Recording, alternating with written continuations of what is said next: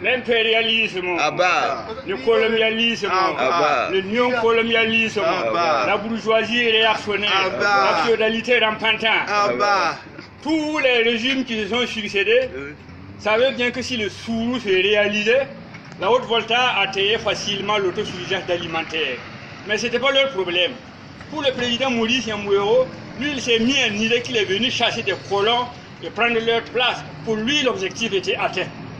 Et après lui, c'est venu un lieutenant-colonel, par la suite devenu général, manipulé par l'impérialisme international. Le président Lamine n'a pu rien faire d'autre que de servir l'intérêt des ennemis des peuples.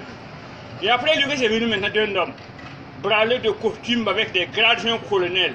Après l'enthousiasme des premiers jours qui a vu la satisfaction de tout le monde, le président C. n'a reçu tout juste que trahir la confiance du peuple. Inconsciemment, il adopte la politique de mettre en œuvre. C'est ainsi qu'au temps du CMRPN, vous voyez des ministres venturiers aux tribunes des Nations Unies qui lâchent d'une crise d'alarme. Et l'impérialisme sait bien que celui-là, il n'est pas un apport.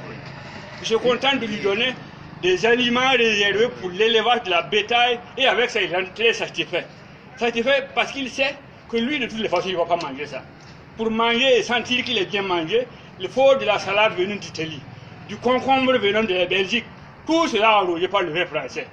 Après lui, c'était le tour d'un médecin commandant qui est venu croire que l'affaire de notre peuple était une affaire de la pédiatrie. Et après lui, c'est notre tour. On se lève pour faire la rêve de notre Sourou d'une réalité. L'impérialisme très malin nous envoie des corbeaux au cou blanc sur le forum des assistants techniques. Or, c'est des assassins techniques. Le peuple voltaïque est capable lui-même et de ses mains de construire les fondements matériels de son avenir. Et c'est pour cela que notre combat quotidien vise à débarrasser de notre peuple de ceux qui l'ont toujours méprisé, méprimé et baïonné. Malheur à ceux qui baïonnent leur peuple. Merci camarade.